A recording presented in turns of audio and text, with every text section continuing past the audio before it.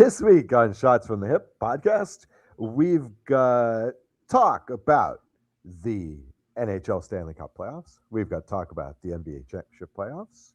And what else do we have? What else? Let me check my calendar.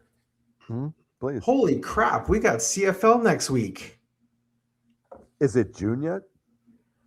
No, it's May. All right. So we'll be talking CFL and all those lesser sports.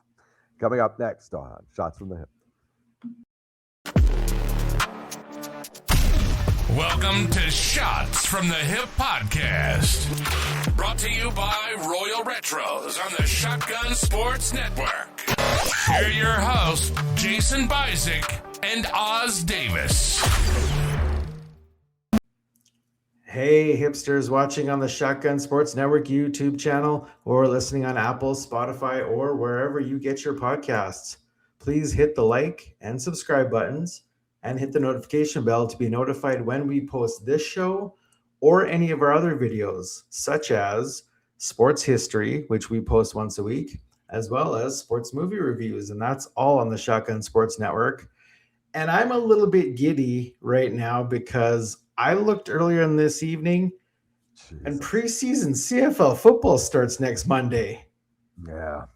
How's that? Wow. Yeah.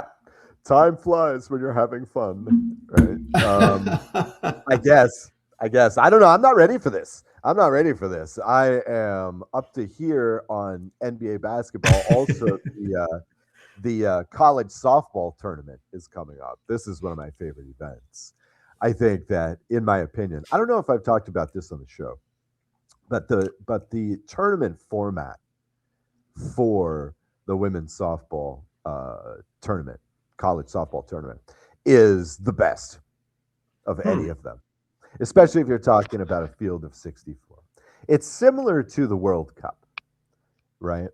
Where what you get is a lot of teams in pool play. Okay. And then only the winner emerges, right? But in women's softball, it's interesting. Here's what you do. You take the top 16 teams, right? Each of them is the home team for pool play. And then, since they're doing it in the American college format, what you get is regional tournaments, right? So, okay, say UCLA is ranked, number 3, whatever. Take your pick. UCLA is ranked number 3.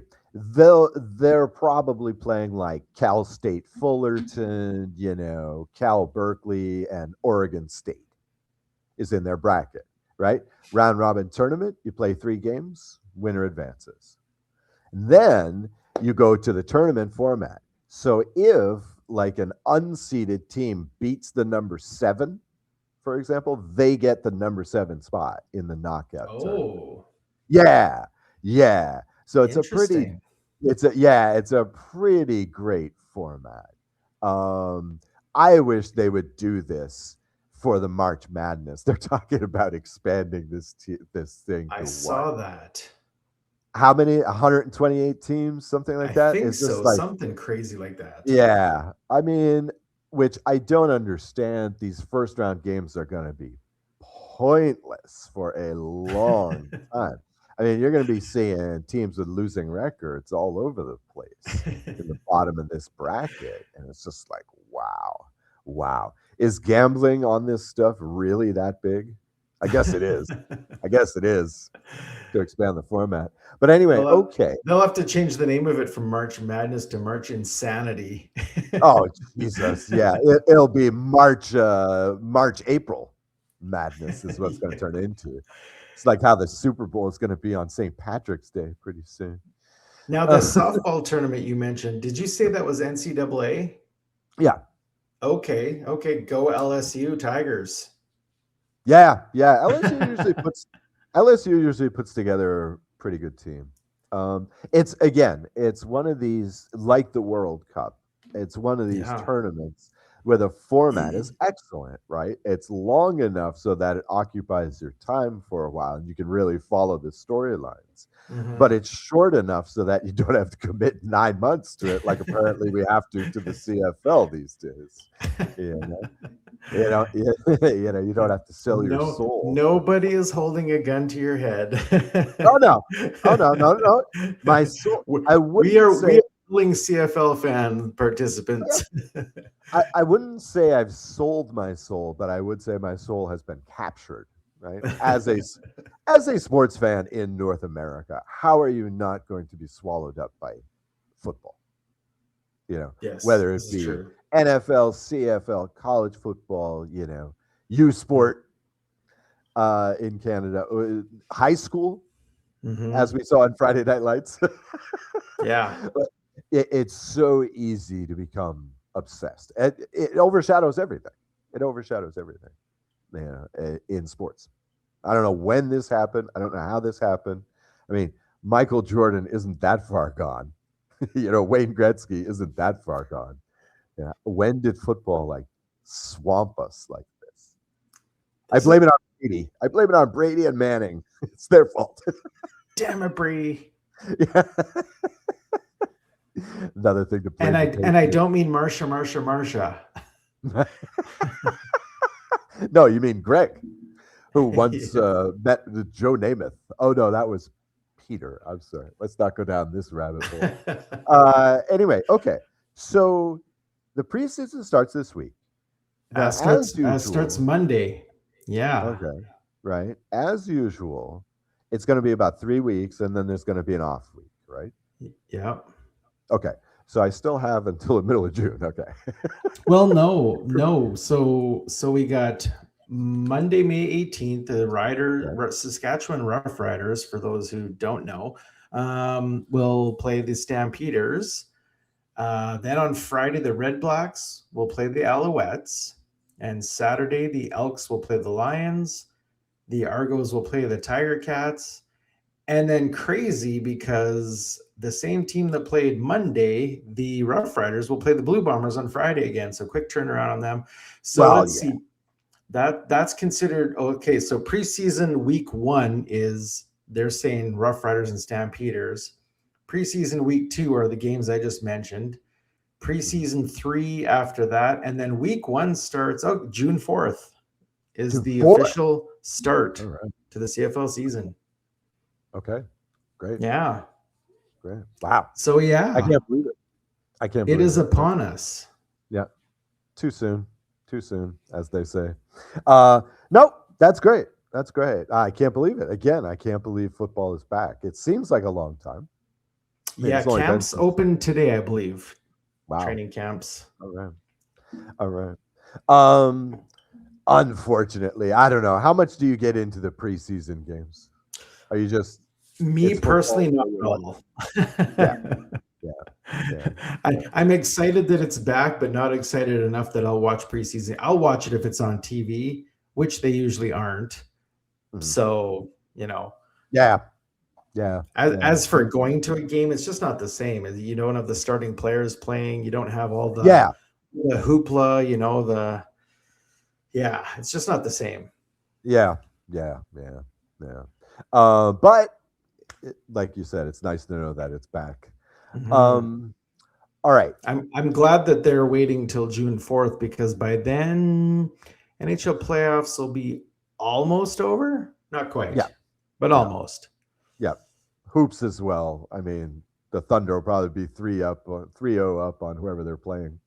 But you're giving up on the Lakers already? Oh my God. Well, I can talk about that a bit later, but this Oklahoma City Thunder team is just a monster. We're actually recording this as they're playing right now.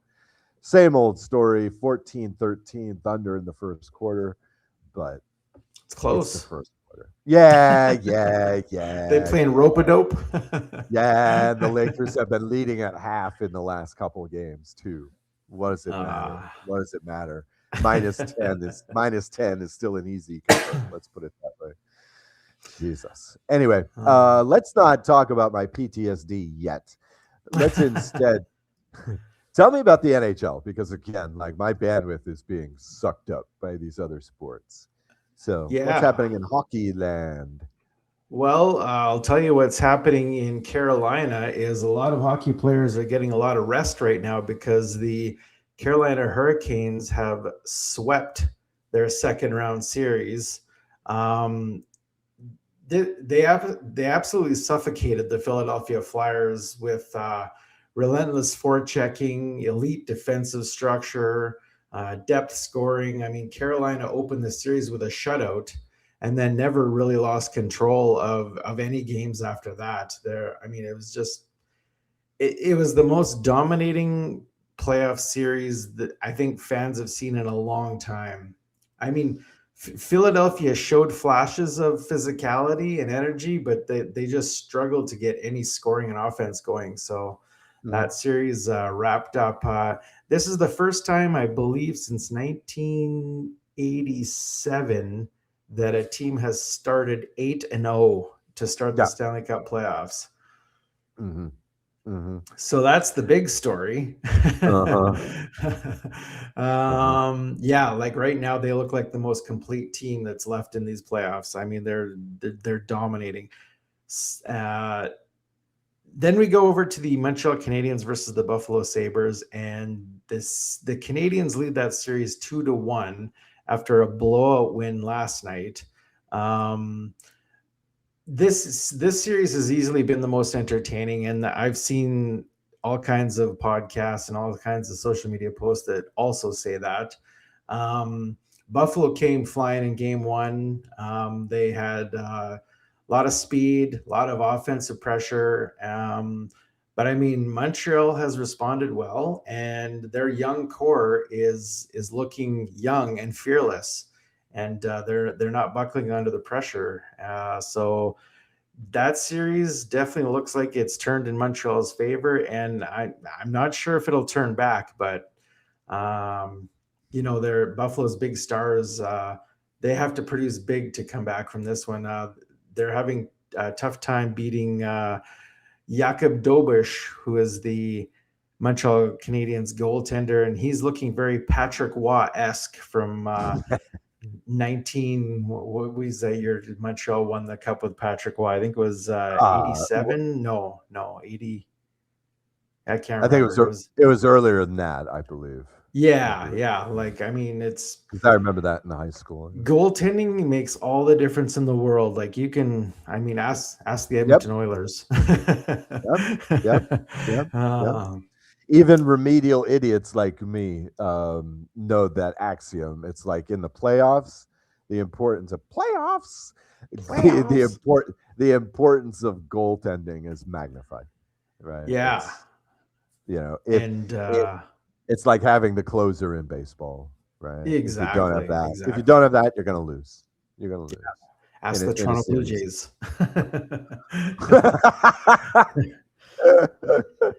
Yeah, you all won your 2 World Series. That was last century, but hey. Yeah. Moving on to the Colorado Avalanche versus the Minnesota Wild. This is a tight, high-scoring battle. This season has been chaos, but it's been organized and the kind of chaos you like to watch. The Avalanche entered the playoffs looking like Stanley Cup favorites. They won the President's Trophy, which is the trophy given out to the top team in the league in the regular season. The offense has been explosive. I mean, they got Nathan McKinnon, Cale Makar, Nazem Kadri. They looked unstoppable until they ran into the Minnesota Wild, who made it a close series after the last game. It was 2-1. However, the Avalanche have won tonight, so they've gone up 3-1 in that series. So they're looking to close it out at home. When is that game? That game is on Wednesday. So yeah, if you're a betting man and you got the Avalanche coming home with a chance to close out, are you betting on the Avalanche or are you betting on the Wild? Now, you're not a hockey guy, but if this were a basketball situation. Right. Well, how closely tied to the Timberwolves are the Minnesota Wild? Because looking at the Timberwolves, yeah, I take the Wild right now. knowing nothing else, I'm going to take the team from Minnesota. Minnesota. To win right now.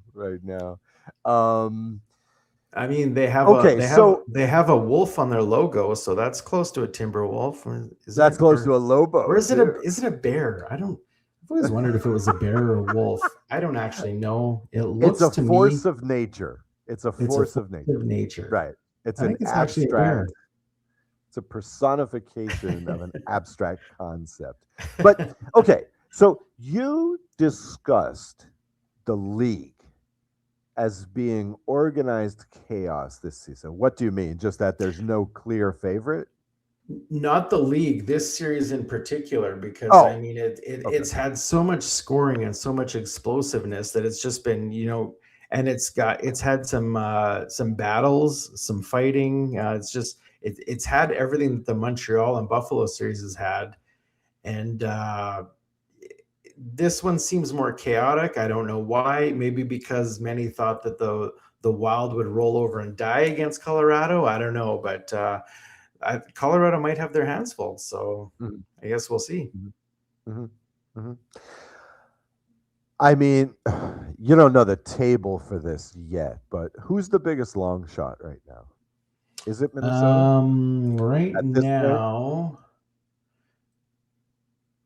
now, I believe it is the Wild. Okay. Okay. The Wild are plus 170. Plus And 170. Oh, to plus win the one series. plus To win the, 170, and the Avalanche are minus 200. Yeah, see, I don't understand how they do these odds. because the house always wins. Look, if you Yes. have, okay, let's say in football, you have a game that's a pick 'em. Okay, so no Uh-huh. point spread. All right. If you go to the money line, both of those teams will be at minus 110, right? Yes, Because the that makes more house, sense. right, the house has to make the 10% vig.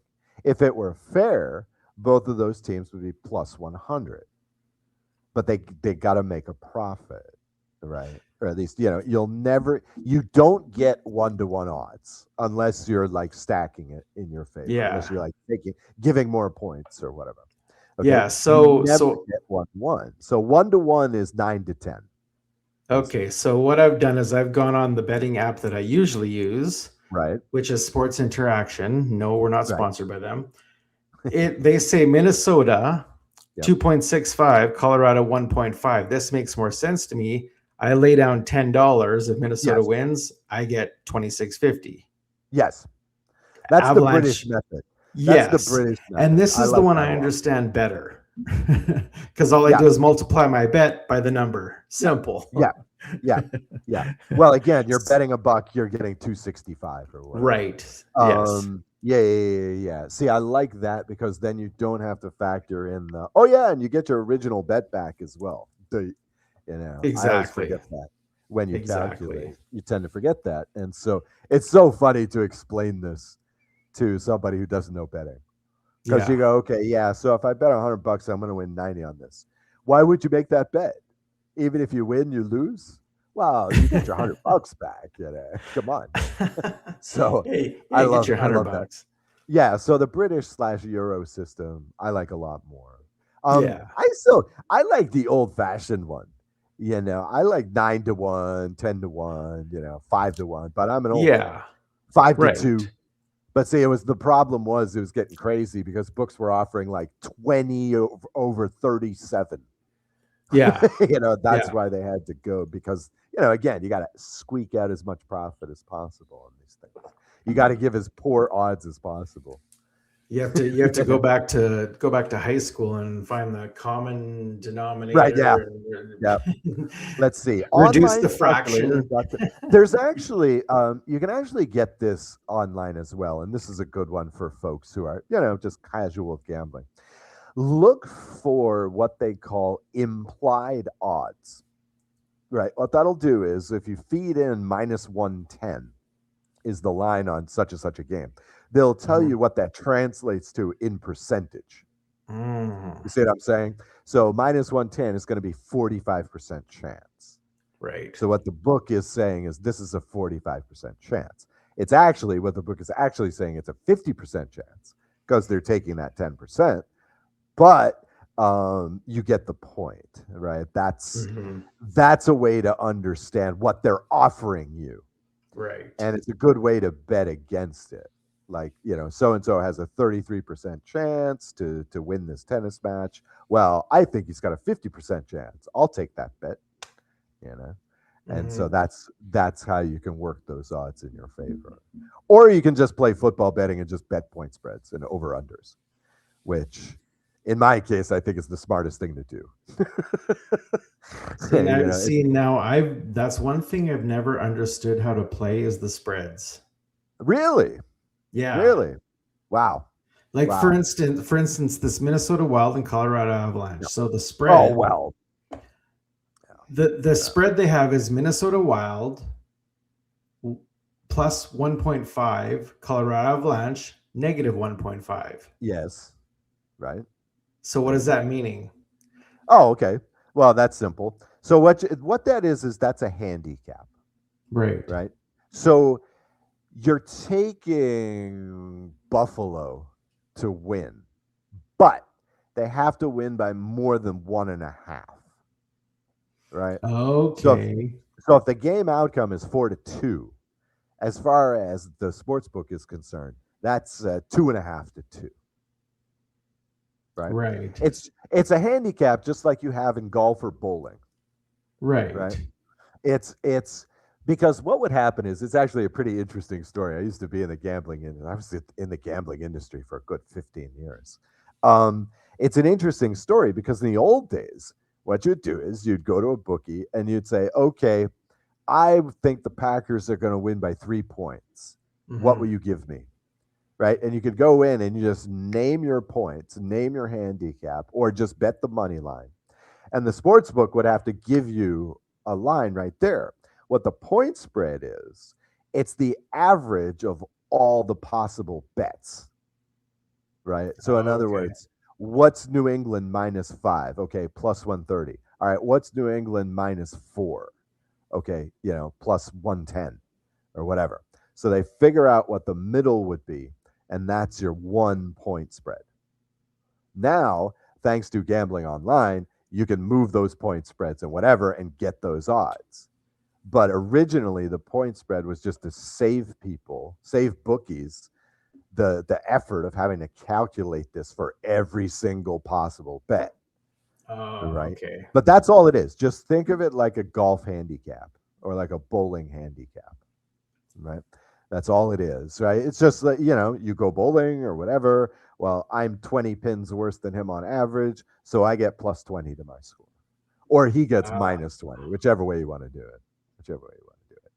And it's a way to yes. level the playing field. It's a way to level the playing field. And in the case of betting, it's a way for the sports books to make things Yeah. easy for themselves. So right now the Minnesota Wild are plus 1.5, See, and that's a if you lot. and if you bet on them, your bet multiplier is 1.70. The Avalanche are minus 1.5, and if you bet on them, the multiplier is 2.18. 2.18 to Yeah. cover to cover Yeah. that. Wow. Those are Well, nice one odds point. both ways. Yeah. So if you bet on so if I bet on Colorado, they have to win by more than 1.5, and I multiply my Yes. bet by 2.18. Yes. And if Yeah, I when bet you on Minnesota, they have to win by 1.5. No, the thing about it is you're getting 1.5. So if the final score is 3-2, Minnesota loses. The sports book reads that as 3.5 to 3. So No. Minnesota wins, right? They can Interesting. still lose by 1 goal and you win, right? Oh, See, that's what's so okay. intriguing. That's what's so intriguing about football. You can do point spreads in soccer and hockey and stuff like that. But, these things are usually minus 0.5. So you're better off Right. just betting the money line. Just bet the money line because you still have ties in soccer, right? So just bet the money Ah, line, and that way, on a tie, I think in soccer you still push, so you just get your money back. Of course, in soccer you can bet on the draw as well. You can bet on the tie in NFL football, but the odds are crummy, and of course, it almost never pays. Few games go down to a tie. Especially, I don't know what happened there. The Red Blacks and the Stamps were tying every year there for a while. What happened to that tradition? To screw up the standings, right? So Ottawa can go 8-9-1. See, it all comes back to the CFL. So should I go into NBA? You want to hear about the NBA? Because I assume not just yet. We have one more series. We got one more series. Yeah, the important one. Well, at least to me, anyway. Oh, right. Sorry about that. Yeah, we got the Vegas Golden Knights and the Anaheim Ducks. That series is right now tied 2-2. This is perhaps the biggest surprise of the playoffs because most people expected Vegas's experience to overpower Anaheim. But the Ducks, they're fast and they're offensive, and they have made this a real battle as they did against the Edmonton Oilers when they disposed of the Oilers. So Anaheim is a lot of people's dark horse pick in these playoffs to go pretty far. So their power play is producing, and momentum in this series shifted for a while. The Ducks tied the series last game, not Vegas. Vegas was up 2-1, but Ducks tied it last night. So they're heading back to Vegas tomorrow night, where someone will break that tie. So this one's gone win-loss, win-loss, right? I believe so. Yeah. Yeah, I believe so. Yeah. That's what I thought. Yeah. So, wow, nice ping pong series there. Yeah. Okay. So the winner of this gets Colorado, Minnesota. Yes. Right? Okay. And the winner of Montreal, Buffalo gets Carolina. Okay. And whoever's going to be the winner of Montreal, Buffalo is going to be very tired, and Carolina is going to be very rested. So that could go two ways, though. Well, I mean, they could be too rested. Yeah, I don't know how it is in hockey, but in hoops or baseball, yeah.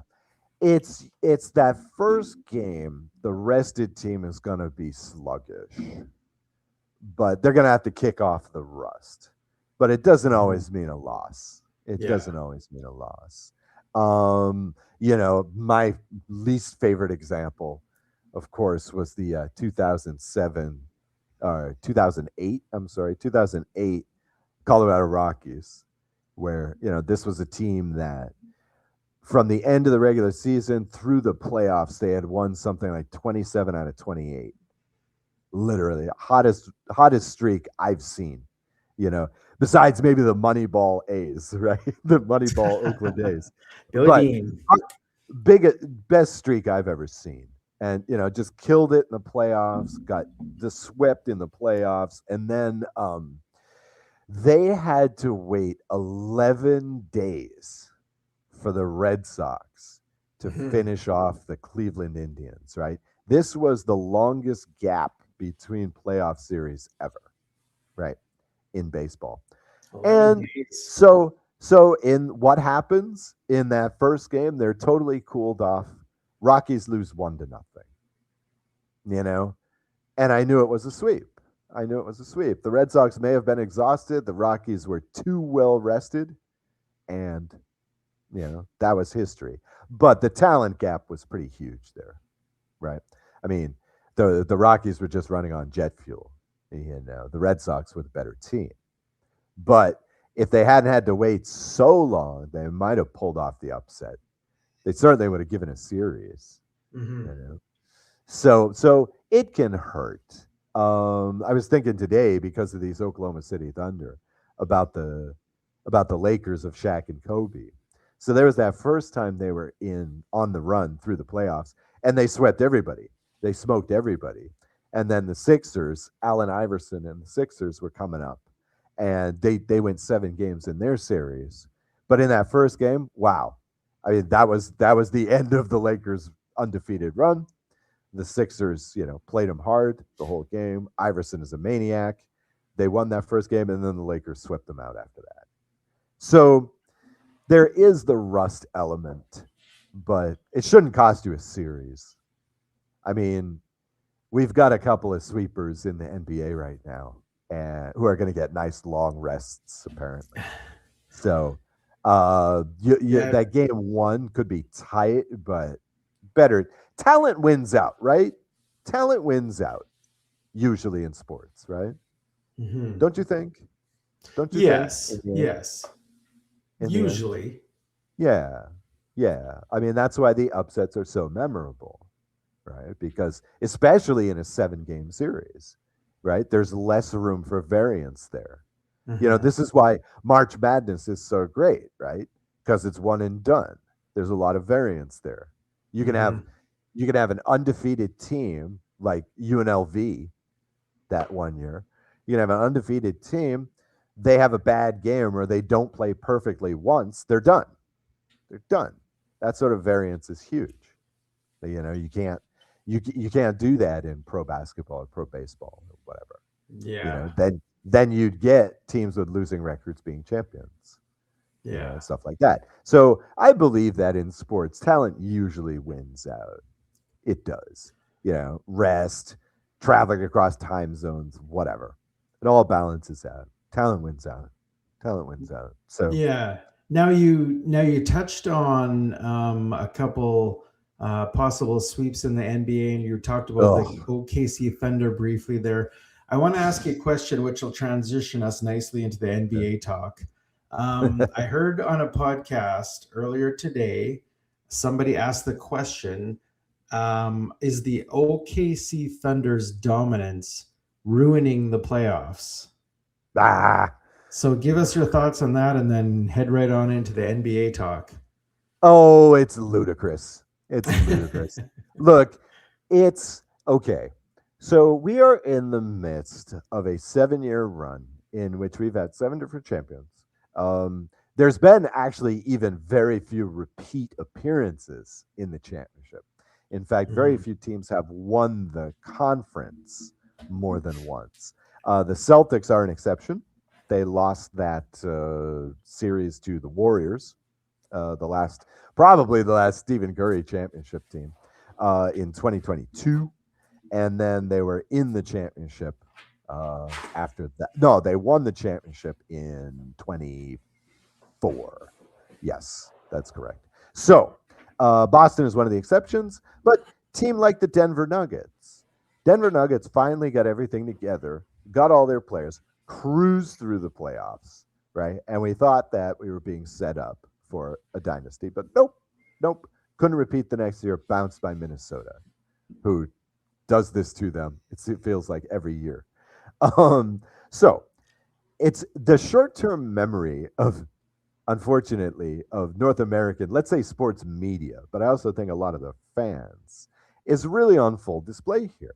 It hasn't been that long.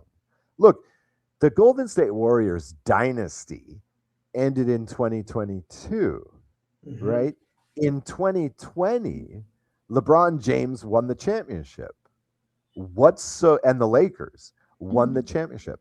What's so weird about that, right? This is not just because we're in a sort of chaotic era right now, doesn't mean we should fear the return of the dynasty.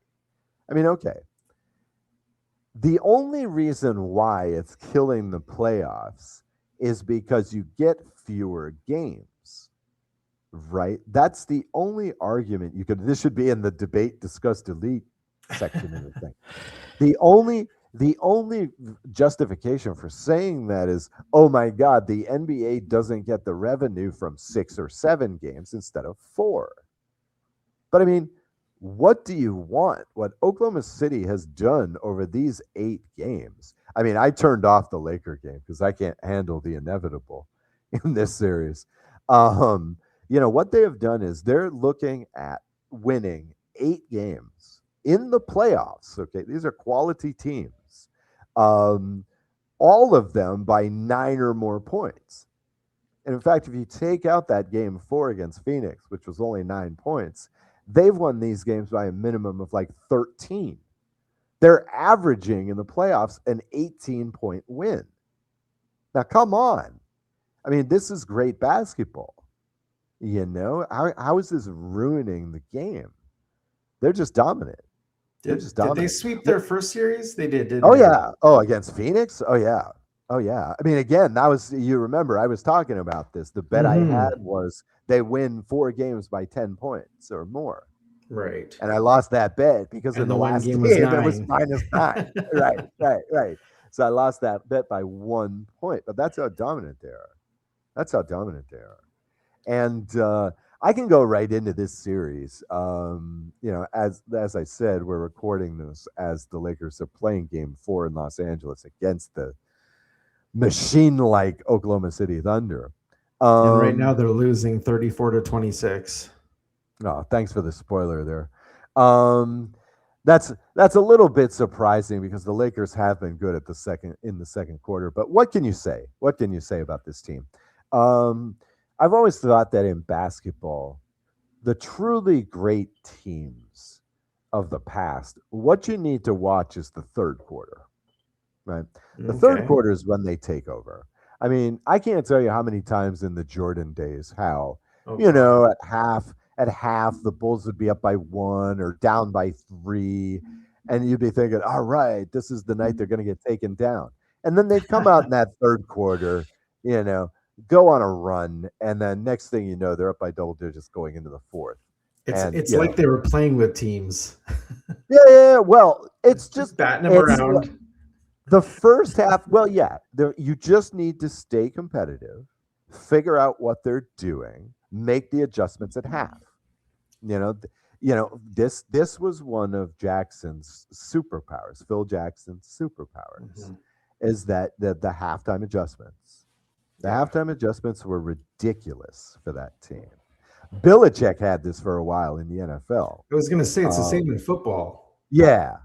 The halftime adjustments are everything. Not everything, but that's the hallmark of a great team. Is you're coming out there and you're just now. Oklahoma City, you could say, has something of a weakness. That is that their perimeter defense is not that good. You can shoot threes against these guys. Okay, so here are the Lakers, right?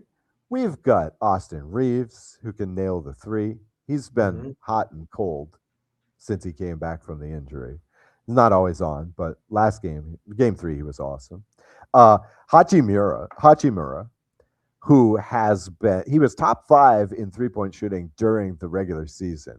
He's shooting like almost 60% on threes in the playoffs. He's been deadly. LeBron James, of course, can hit the three. At times he's been a bit tuckered out since having to carry the team in that first series. And what's happening to the Lakers is game 2. They go up by 1 at halftime. Game 3, they're up by 5 at halftime.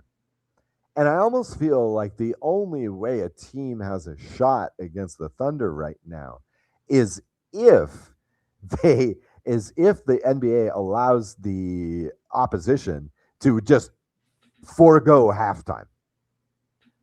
No way. We can't let ourselves cool off, right? The only way we're going to beat this team is jacking up the three, right? And as a Laker fan, you squint and you can see an alternate universe where Luka Doncic is here and we're keeping up with these guys, but as it stands, he's still out, isn't he? Oh yeah, he's not coming back. He's not coming back. There's no point. Like I say, I don't even know. You probably couldn't even beat the Thunder with Luka Doncic, but at least we'd be giving them a game. Because again, the Lakers, technically speaking, are constructed to compete with this team. We could if the fans feel like we could keep pace. But damn, the Thunder is good. Jesus, they're good. Again, in the last game, the Lakers, and I'm just sitting there like just hypnotized, right? Okay, so Lakers are up by 5 at half. Wow, they're looking good. Everybody's hot. LeBron is cruising the lane, et cetera, et cetera. Thunder come out in the second half. Next thing I know, we're down by 13. we're not even like 5 minutes in. And somehow they've already outscored us by like 18 points. It's like, what is going on? And in the case of this game 3, they were just dominating the paint. By the end of the game, they scored 65 points in the painted area. And no, the Lakers defense is not the best in the league. It's gotten quite good towards the end of the season, but still not the best in the league. But seriously, you can't, if you have LeBron James and DeAndre Ayton, who Lakers fans are surely burning in effigy today because he just disappeared in the second half of that third game. You can't be allowing that sort of dominance, especially if you're not hitting, more than 50% on threes. You can't do that. So, but this OKC team is just so good.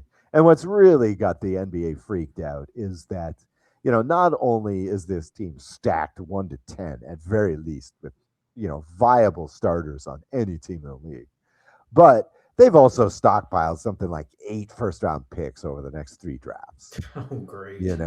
And we can. I wanted to touch a little bit on the draft. Of course, everybody's already heard about it, but let's sidetrack really quickly because this happened between games on Sunday. They actually held the draft, which is a real bummer because the content creators of the world, let's say, the draft lottery, right? Yeah, really prefer this thing to be in the middle of the week, so we have something to talk about besides the weekend games. Right? So hold on just a moment here. I'm calling this up here. Let's see. Okay, so let's take a look at this. Of course, most people know this order, how it shook out. You've got the Wizards at 1, Jazz at 2, Grizzlies, Bulls, Clippers. We'll talk about that in a second. But here's the Thunder. Look, they're picking at number 12. I mean, it's just not fair. It's just and 17. Right. With all the all-stars that they have, it's like their real all-star is Sam Presti, the GM. I mean, my God, this guy has just built a monster from their creation, back in the day. They've just been, they're more or less the Las Vegas of the NBA. They've been doing this for about what? How long has Durant been in the league? 17 years. So for about 16 years, they've been doing this.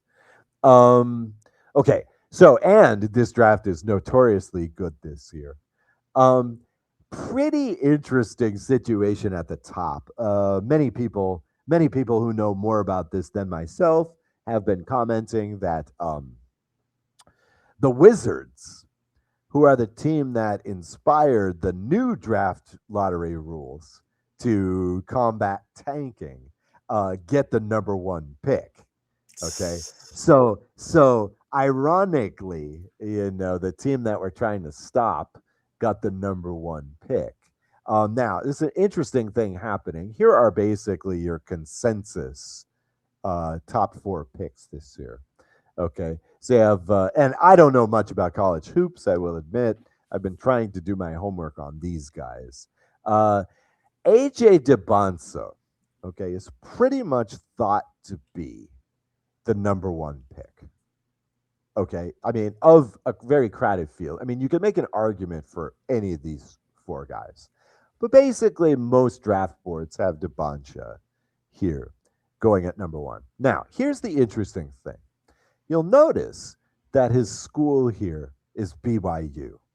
Okay, well, the owner of the Utah Jazz, drafting second, has a program where he finds kids in high school, puts them into a big high school, then gets them into BYU program, right? Because guess what? He's from Salt Lake. Guess what? He's a Mormon, right? So helping out the program. And ultimately, what is this? He's treating BYU like a minor league team. All this year, they've been talking about how, okay, we need to be the worst team in the league, mission accomplished, and we need to get that number 1 pick. Ooh, almost. So, okay, what else do we have? Well, you see this guy here, Cameron Boozer, all right, son of Carlos Boozer, former NBA player, former member of Team USA. So can't say a bad thing about him. Now, the interesting thing here is the top scout for the Utah Jazz is a guy named Carlos Boozer. Hey, how about that? Right? So it's going to be amazing to figure out what the Jazz do here. Of course, their GM is Danny Ainge, who gained a big reputation in Boston for being, a stud GM, always ripping off teams, always getting the better of a trade, amassing the first round draft picks. So it's going to be fascinating to see what he does here. The word on Ainge is that he often makes these decisions last minute. Like, he's not hedging his bets with either of these guys. Right. I don't see why. I have no idea what kind of report he can expect from Carlos Boozer. Probably not 100% objective one. The word has it that this guy, Darren Peterson, might be the best pick of the draft. The thing about Peterson is he was basically thought to be the number one high school player in the country about a year ago. And then, yes, he played with Kansas. He literally played like 9-10 games. I mean, this is a guy who wanted to be Kobe Bryant and say, I'm going to take my talents to the NBA. He wanted to be that guy. He wanted to go straight into the NBA, but the NBA has this kooky rule that says if you're under 20 and you're a Euro, you have to have played 2 years of pro ball. If you're an American, you have to have played 1 year of college ball. So basically, Peterson, who has the skills, didn't show anything last year, right? Because again, he's just doing the minimum.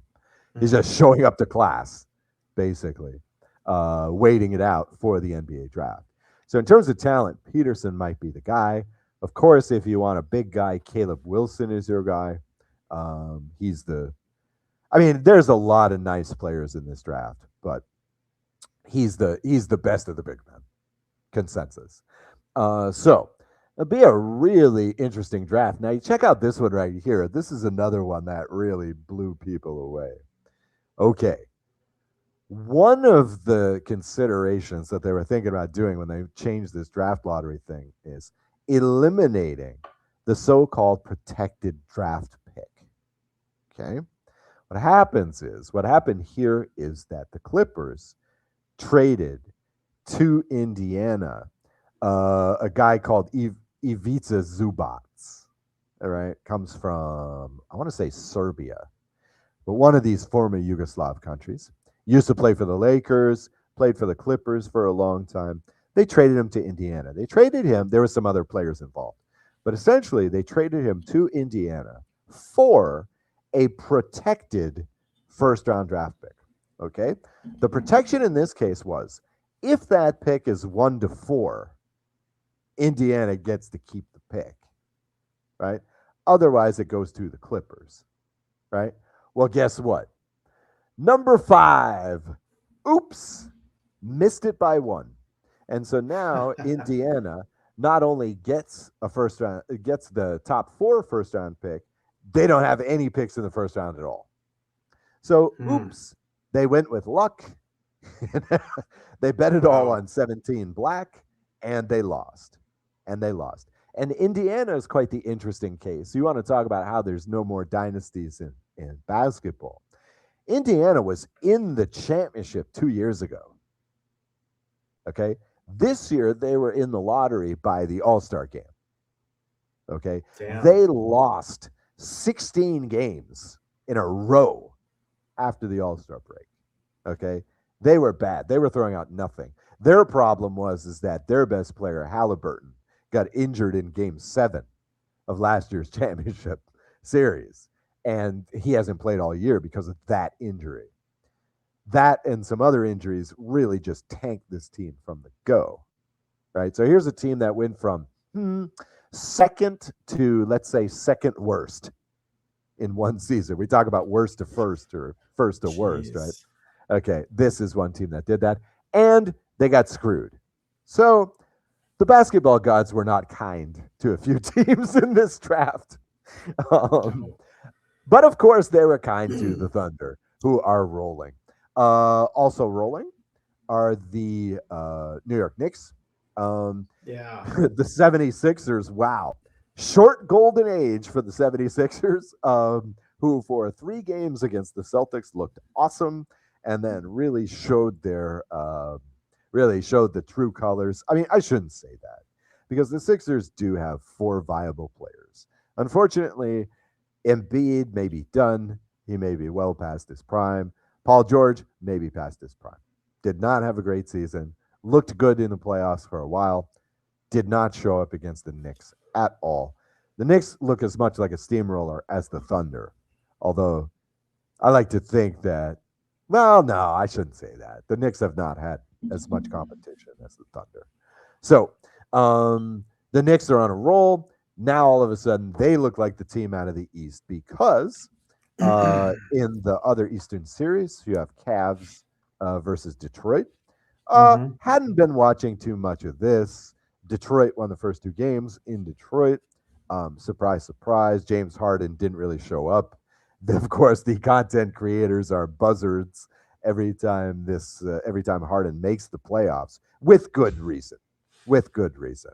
This is a Hall of Fame player who turns into a pillar of salt every year in the playoffs. Not necessarily in all the games, but in elimination games, notoriously. He disappears. It turns into a pumpkin, like every time the pressure is on. And so, he was doing his usual thing in the first 2 games. Okay. But in the next 2 games, Cleveland has come back. Donovan Mitchell started his career in Utah.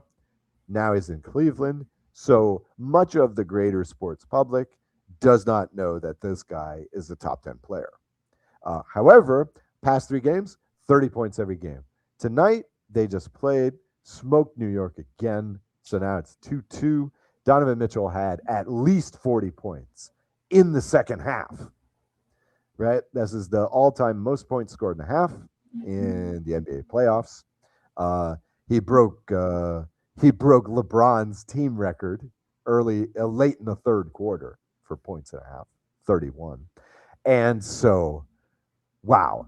So Donovan Mitchell really showing his mettle. Harden was actually pretty good tonight, had at least 11 assists that I saw. But I noticed that they kept him off the floor for a lot of the second half. He was not getting quality minutes in the second half. Now, I don't know if that's just for rest or whatever, because Cleveland had the game well in half after starting the second half 22-0 run. Started off the half with a 22-0 run. How do you like that? I mean, Detroit is not a scoring team. So this can happen. This can happen. Detroit is just playing, I don't want to say ugly basketball, but let's say physical bad boys, classic Detroit basketball. So Cleveland is pretty. Cleveland is a pretty team, when Donovan is hot. So Cleveland, Detroit, 2-2. Of course, the real hallmark, I mean, you were talking about Buffalo, Montreal, right? Well, in the NBA, that equivalent is San Antonio, Minnesota. Wow.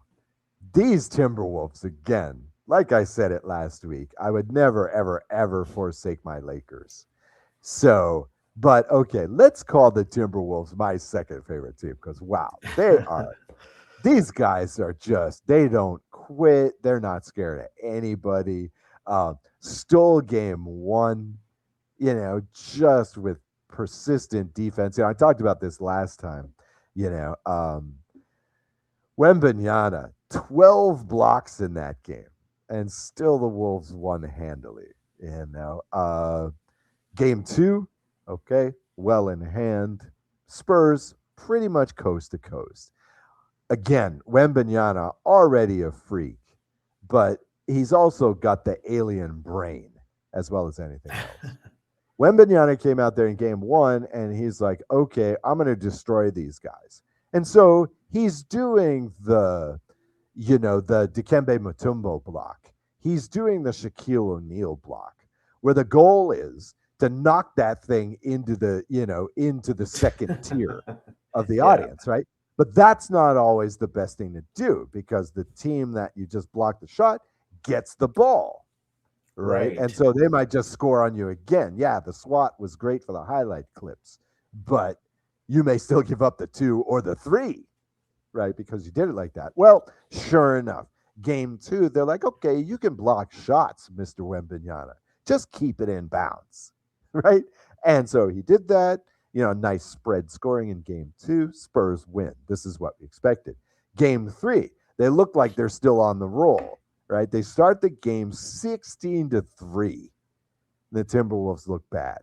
But by the time the third quarter runs around, the T-Wolves just keep picking away and picking away. Now they're up by 1. Ultimately, the Spurs did win that game, but again, the Wolves are not backing down to anybody. Okay, so here we go. This all sets the table for game 4. Game 4, it's back and forth. In the second quarter, it's still even. It's neck and neck, as they like to say.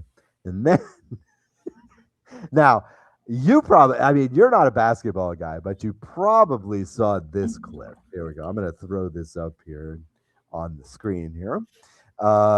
You probably saw this clip, but here's what happened.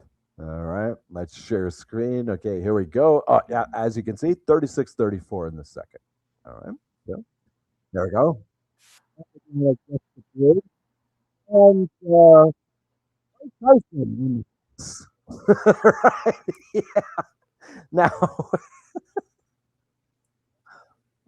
yeah, now, now,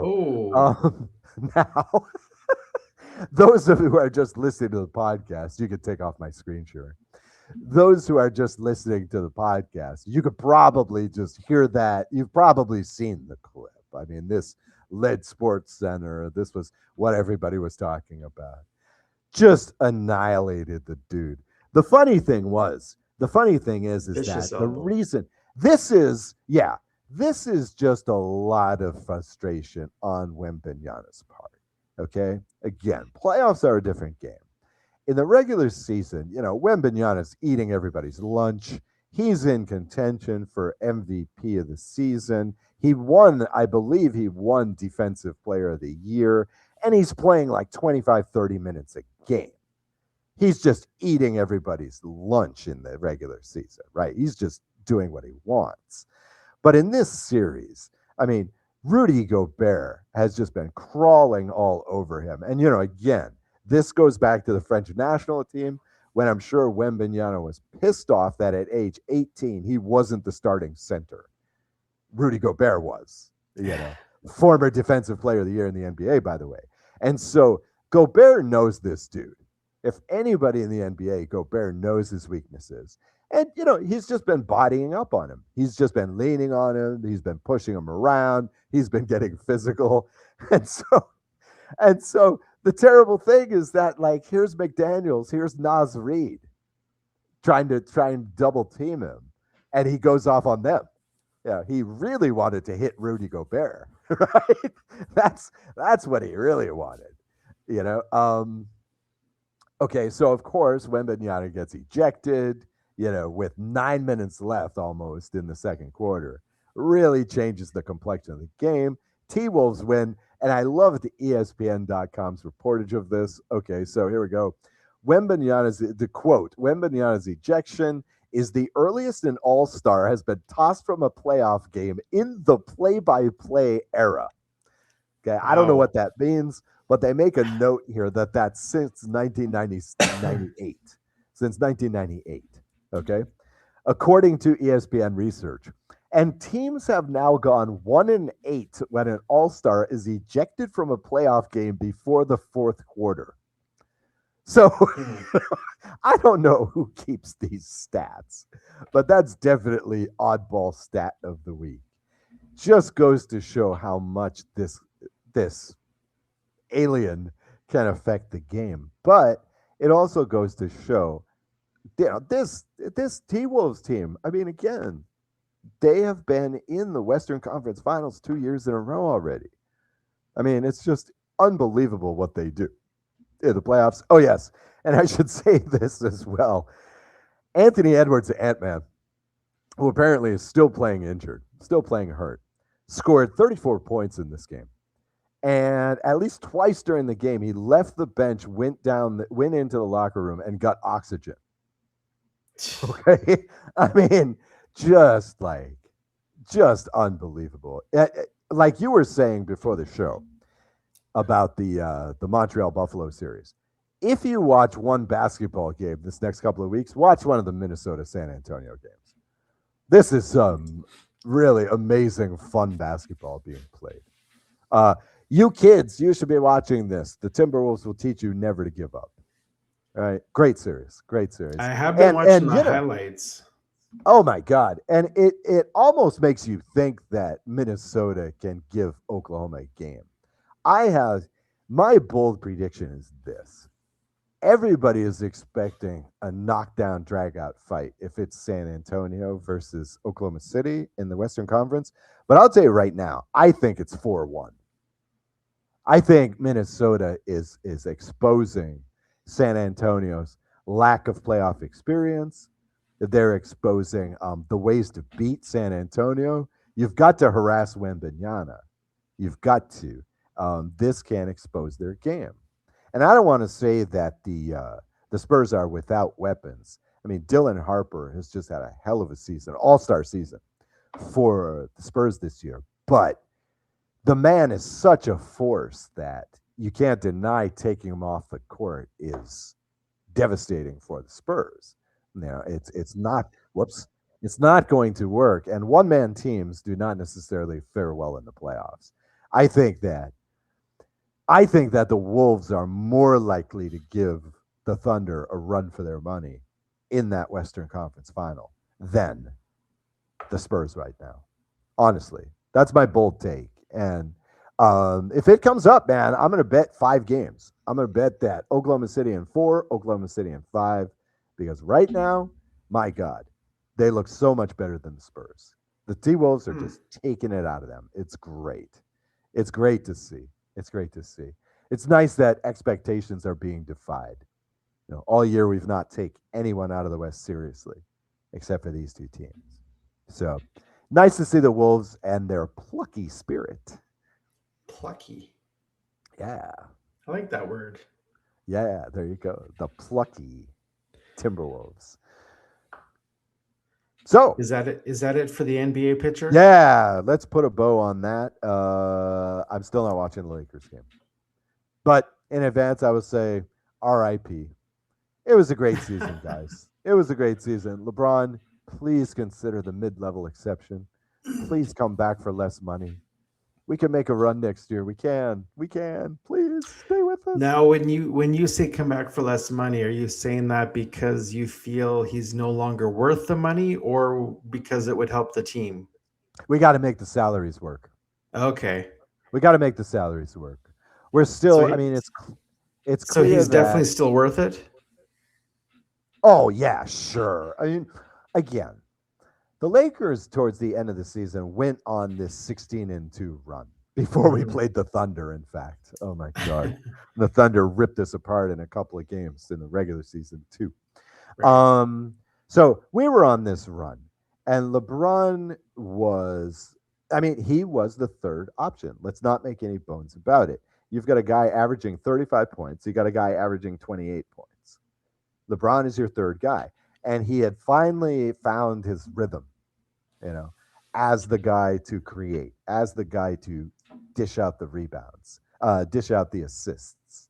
You know, I mean, one of the things that escapes people about LeBron is, yeah, he's known for the scoring. He's known for the dunks. But he's one of the better passers in the league. I mean, he always finds the open man. He can direct the court. I mean, we saw this in the Houston series. We saw him leading the team, right?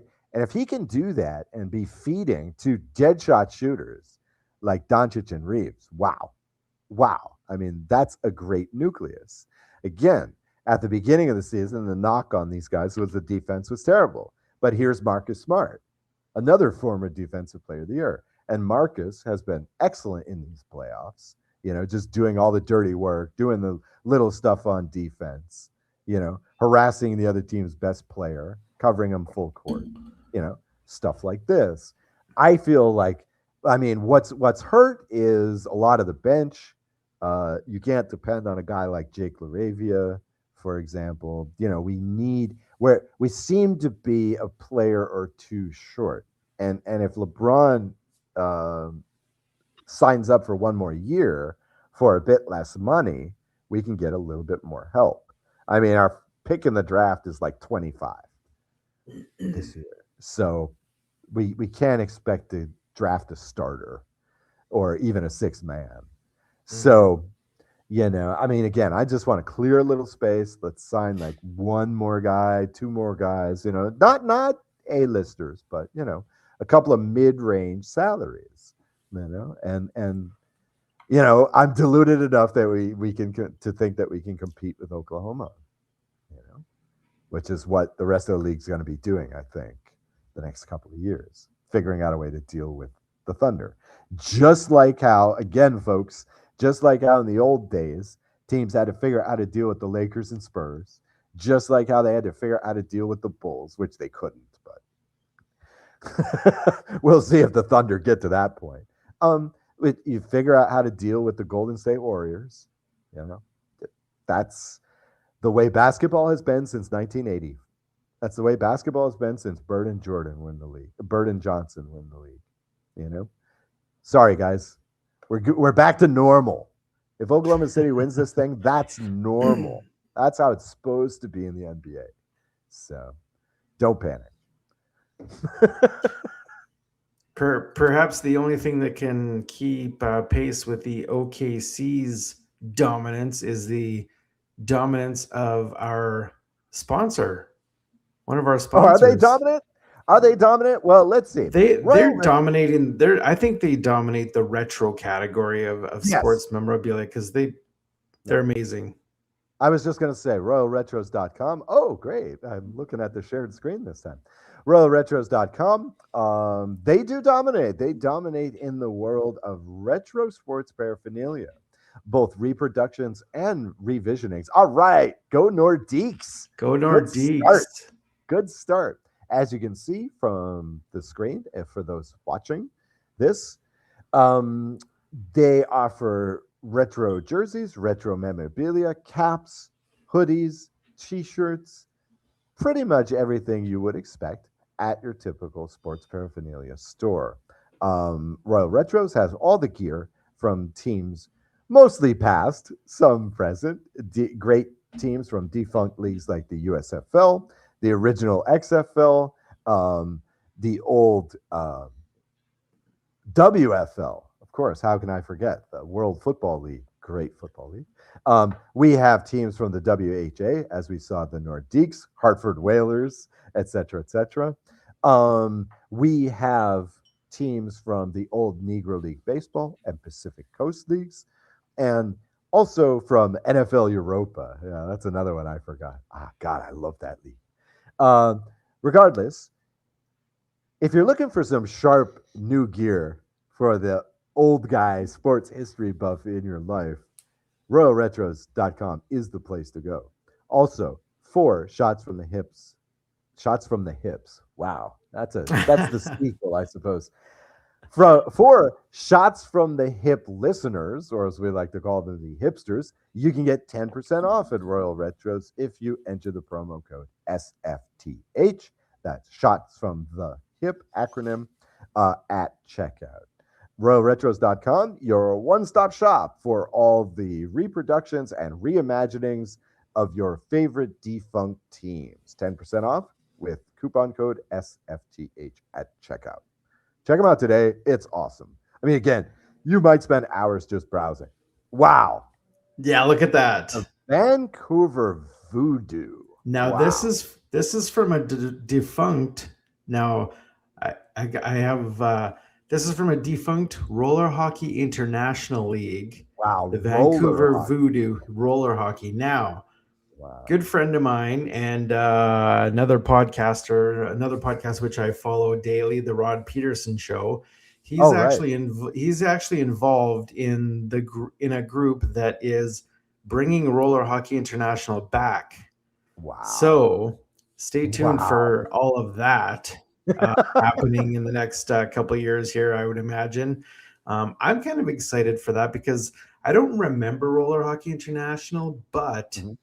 it definitely, I watched some videos on YouTube and it looks very interesting. It looks like something that I might actually get interested in. So, Do you yeah. remember? Let's see. Do you remember?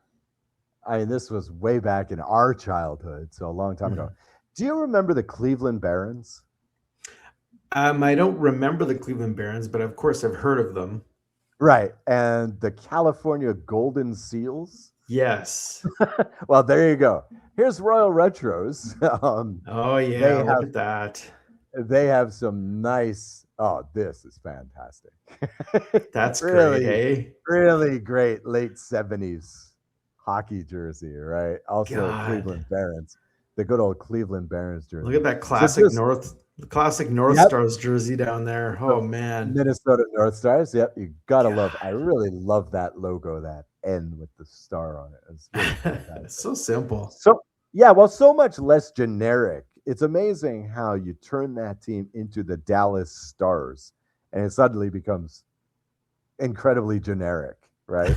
Whereas the North Stars, right, it just makes all the difference, right? Now it means something a bit more.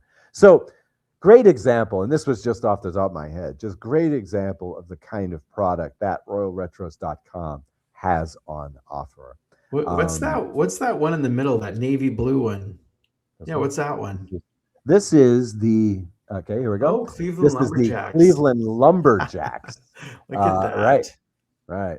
So again, that's a kind of a '90s, a late '90s style jersey, right? Jeez. The, the ragged, the ragged pattern and stuff.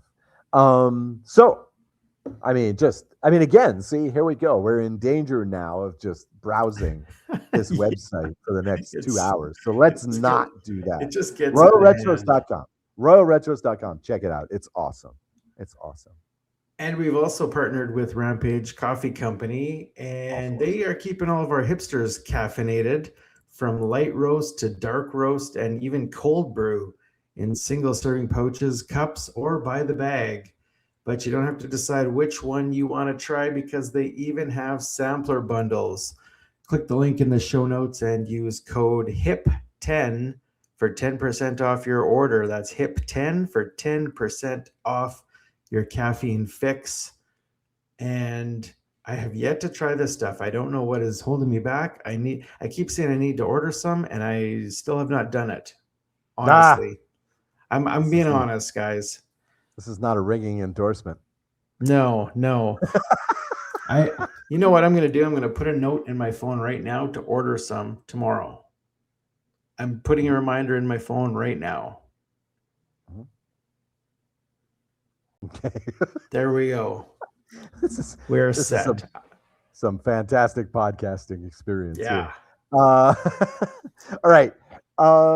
Great. So check out our sponsors, please, from Shots from the Hip. Right. Do we have a segue for this? We don't have a segue. Not yet, but I have found some music and I have found we're going to have it next week. Okay. I have it scripted out and I have the music and everything. I just got to put it together. All right. It'll be So classic. okay, in lieu of the segue here, let's do this. Next on Shots from the Hip, it's discuss, debate, defer, delete. Ow! Wow. So there you go. There's our segue for this. This is the flagship segment of our podcast. We like to call this, I guess it's the 4Ds: discuss, debate, defer, and delete. Here's the way it works. This week, I will give Jason 3 topics, and he will decide, there's a 50, whether to discuss, debate, defer, or delete the given topics. All right, so here we go. Now, this I kind of did on a theme. The theme is sports fandom, I feel or targeted. or alternatively, why do we do this? And yes, this is connected with my Los Angeles Lakers' lack of success in these playoffs. Right. So, first off, let's talk about fan loyalty. All right. Topic number one. Can a fan switch loyalties to another team? And as a follow up, if so, under what circumstances? Okay. Question number two. As a fan, would you rather your team have 5 mediocre seasons and 1 championship appearance, or say 6 years of bona fide title contention with no guarantee of championship appearance? Right? Finally, topic 3. If your team loses in the playoffs, does it matter? Does it matter the fate of the team that beat you? So in other words, like, okay, in your case, if the Knights lose to the Ducks and then the Ducks go on to win the championship, right? They go on to win the Stanley Cup. Does that matter to you as a Knights fan? So then you can say like, oh, well, at least we lost to the champions. It sucks to lose, but at least we lost to the champions. Okay? So those are your 3 rather nebulous topics. Tell me, what will we discuss? What will we debate? I'm going to defer the last question you asked there about it mattering if the winning side goes on to win the championship. Before I defer, I'm going to say yes, it does matter, but I'm not going to clarify. Okay. All right. So let's just defer that one. Yep. Because it might happen. Oh yeah. The Lakers have a knack. And really, this is before the Phil Jackson days. This goes back to, we always seem to lose to the team that wins the championship. We always do. I mean, we lost to the Nuggets a few years ago, and they won the championship, et cetera, et cetera. So, yeah, and this year, pretty sure the Thunder are going to win the championship. So, yeah, we can talk about that one in a couple of weeks. Yeah. Yes, that one will stew very well. Okay. Let's debate. Okay. As a fan, would I rather have my team have 5 mediocre seasons and 1 championship? Because I feel you're a pretty good debater, and I feel you could debate either one of these sides. So no matter which side I take, you're gonna be a good debater. Okay, what side do you take? Well, I'm probably gonna ruffle some feathers here, but I personally would rather watch my team winning for 6 years and being entertained throughout the 7 or 8 months of the season than having to watch a dumpster fire for 5 years. Yeah. And I have a lot of experience in this. My Calgary Flames, like they're my go-to NHL team first and foremost. And there isn't a more mediocre team on the planet in any sport than the Calgary Flames. And it has been painful to watch season after season. So me personally, I would rather be entertained throughout the season and watch winning and not care so much about the championships. As a player, obviously you care more about championships, but as a fan, I'd rather be entertained. Okay. All right. Well, the counter argument here is this. The truth is, okay, here's your team. All right, let's say NBA team. All right, here's your NBA team, and you get bounced in the second round. Like, for example, these Lakers. All right, now, odds are, if you remember such a season, you're only going to remember it in a negative light, right? You're only going to remember, oh, yeah, that was the year when we went 16-2, when all our players were healthy and we had the full bench at our disposal. And then we met the Oklahoma City Thunder and they ran us over like steamrollers, right? That's not positive. But if my team plays in the championship 1 year out of 6, well, I'm going to remember that year for as long as I'm a fan, right? So, That's true. you know, I don't know. You'd have to ask, like, okay, Cleveland Guardians fans in baseball might be a great example of this. Like, how do you feel? I'm trying to think of a good NFL equivalent. Um, like, well, I don't, Buffalo. I don't want to go to Buffalo because Buffalo's been on both sides of this equation, Yes. and they still don't have a title. So I wonder. We need to find a Buffalo Bills fan and get them on the show because I wonder how they feel now about those 4 years of dominating the AFC and getting crushed by the NFC in the Super Bowl every year. Um, I'm trying to think of perpetual contender. These days, the Chargers might be a good example, but I'm still not convinced that they have any fans. So I can't really talk about them. Oh, okay. Dare I say the Rams? Here's a great example. The Pittsburgh Steelers, right? Famously, they've been on this run of winning at least 9 games a year. Going at least 500 every year. But rarely are they an actual contender.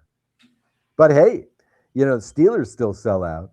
The Steelers love Tomlin, until he just recently gave up the job. So I think that as a Steelers fan, you're pretty sick of seeing your team in the first round of the playoffs and getting bounced. So I don't know. You can make arguments for either side, but I have some teams where my teams rarely make the finals, and then I have other teams where like the Lakers, who have this history of dominance. Yeah. And okay, I could even say as an Alouettes fan, I have experienced the 5 mediocre seasons and 1 championship appearance. Happily, they seem to be more tilting towards the title contender side of this equation a bit more recently. But yeah, for a long time, Jesus, I would have done anything for a championship appearance.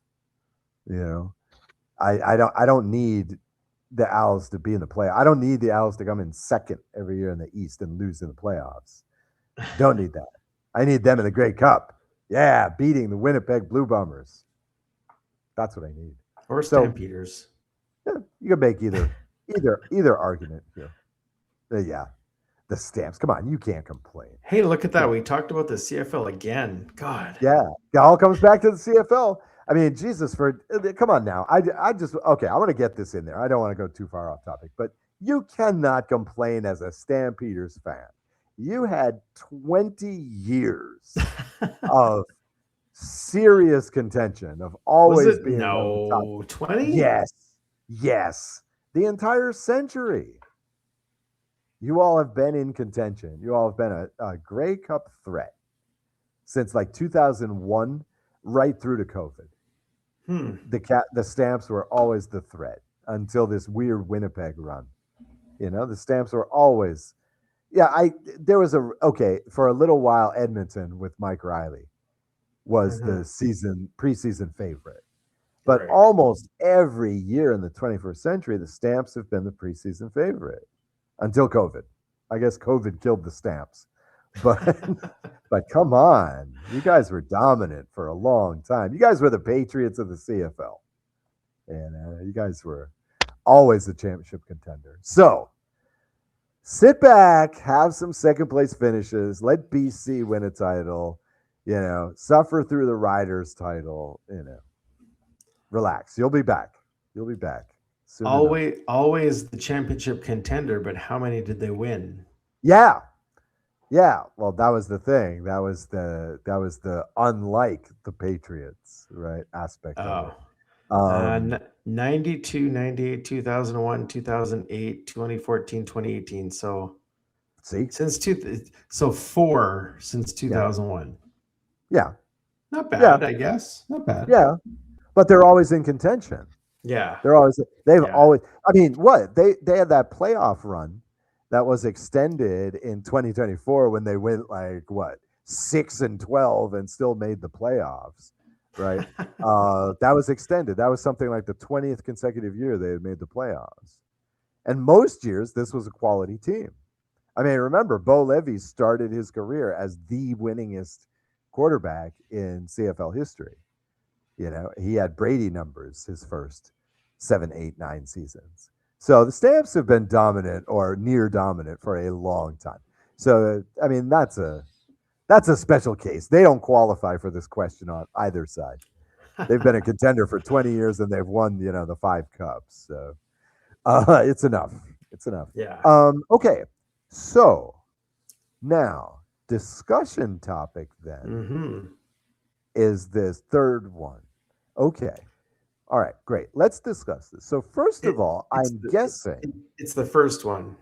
Yeah. So I'm Can a guessing, fan switch loyalties to another team? right. So I'm guessing you say yes to this.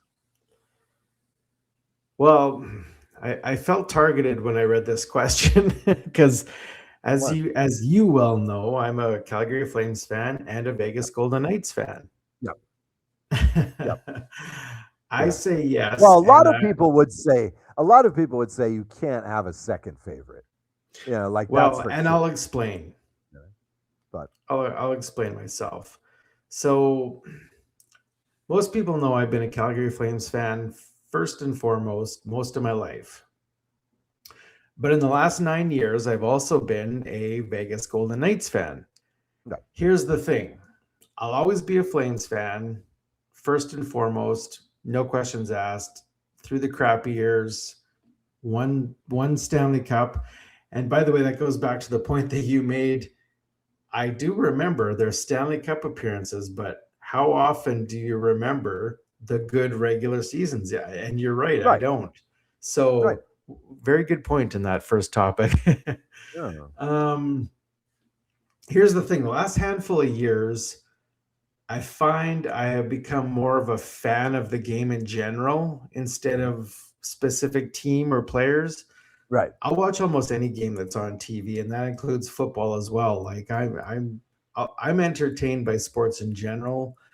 So maybe that's a getting old thing. I don't know, but I just find that lately that I can watch any game. It doesn't matter what team is playing. Obviously, I'll cheer for my favorites, but the Vegas Golden Knights captured my attention in 2017 when they broke into the league for certain reasons that is a whole nother podcast topic we could talk about. But I've just been a fan ever since. And oddly enough, they've been a fairly dominant team since then. Yeah, right from the go. Right from the go. Yeah. So I don't know if it's a getting old thing, but I'm just a fan of sports in general. Here's the thing, and I quote this one a lot, so I wish I could remember the original source, but I believe it was some sports marketing consultancy did this poll. They did this poll of a few thousand fans where they asked baseball fans and they asked football fans the same question. Right? The question was, would you watch a game in which your favorite team was not playing? Okay. So the NFL fans, it was like 80-20. It was like 80-20. Yeah, sure. Of course I would watch a game my team's not in. Baseball fans, 20-80. Right? 80% of baseball fans will not watch a game in which their team is not playing. Okay? Now, I don't know about the other sports. Basketball, no question, you're going to watch a game your team's not in. I mean, almost anybody who's an NBA fan, especially, will watch any game you throw at them. Even two teams trying to tank. In that case, you might switch away to, Breaking Bad reruns or whatever. But you at least try to watch the game, even if you know nothing about the teams because you just love the game.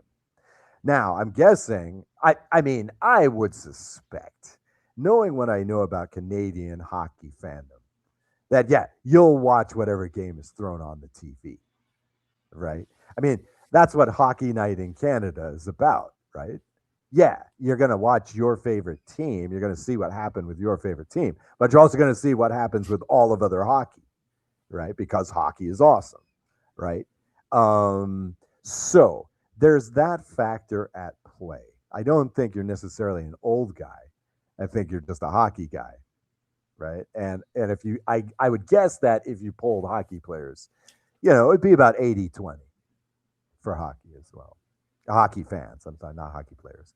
I would assume it's about 80-20 as well. I'm assuming that most hockey fans would watch a game without their favorite team. Okay.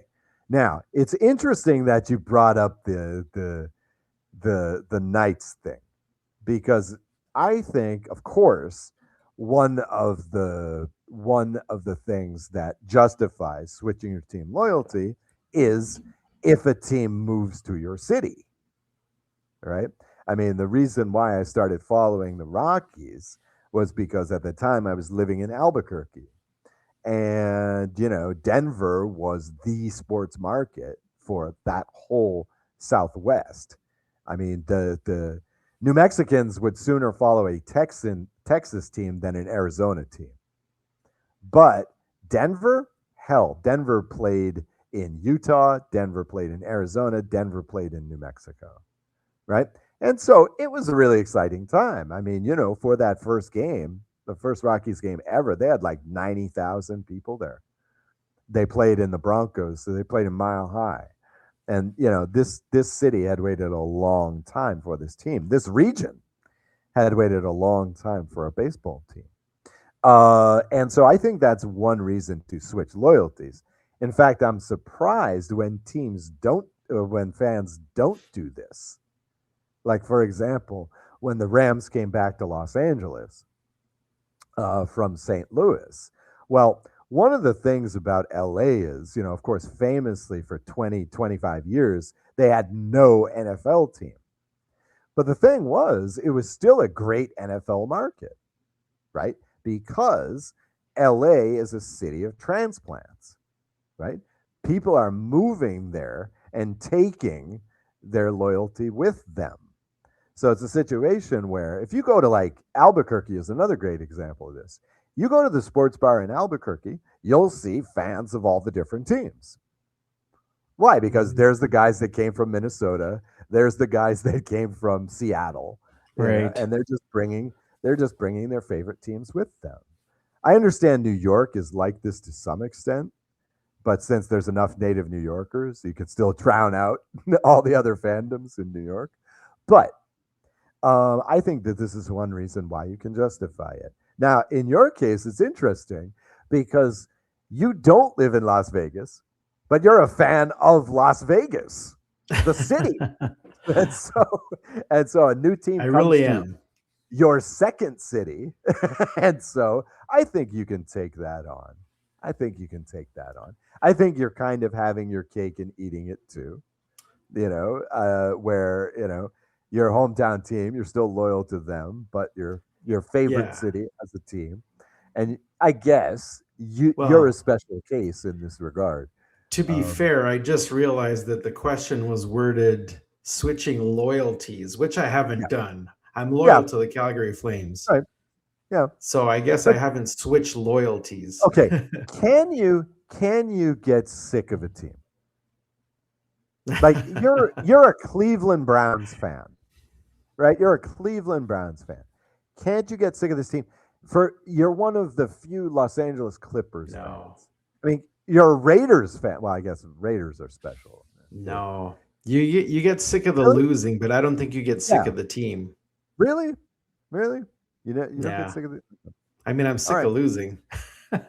Yeah. Yeah, but I mean, it's just like, okay, like going back to the Rockies. I mean, since 2008, really, this team has consistently cheaped out at every step of the way. It's clear that they don't care about the fans. I mean, seriously, we've lost like 100 games 7 years in a row now, I think. It's just, they just don't care. It's really hard not to be sick of this team. You're following their page on Facebook, and all it's about is how much we're losing. A new level of ignominy Come on. Moving back to Montreal. Yeah. You get sick of them. I mean, how about that? How about when your team abandons you? Right? Well, there's an Like interesting question. There's an interesting question for you because you're an Alouettes fan. Yeah. If the Rockies were to move back to Montreal, would you still be a Rockies fan? Oh, hell yes. So then you would be a Montreal fan. The Rockies didn't move. The Rockies didn't move from Montreal. The Rockies I thought they came from Montreal. Oh, the Nationals. Yeah. And like I said when I did the 25-year cycle of Major League Baseball, that was the first time. That was the 50th anniversary of the Expos. And you know why I got it in my brain that they moved from Montreal, because Larry Walker was the Rockies star player and he played for the Montreal Expos. So and Galarraga used to play on Montreal too. Yeah. We had him too. Yeah. And you're also thinking about the Nordiques who moved to Colorado and became the Avalanche. Right? That I knew. So, yeah, you're getting your wires crossed there. No, Denver did not steal two teams from Montreal, just one. Washington took the other one. And I always thought that was so ironic. Here's Montreal moving to Washington friggin' D.C. Wow. How ironic. Anyway, okay, great. All right. I won't go into any details, but you may or may not get to watch another Lakers game. I don't want to think about it right now. I'm going to watch this game later. I don't know. I won't tell you what's happening. I'll watch it later. Yeah, well, it doesn't really matter until that final buzzer goes anyway. This team. This Thunder team. Anyway, all right, let's get out of here. I'm Oz Davis. My co-host is Jason. Tell me, Jason. Get us out of here.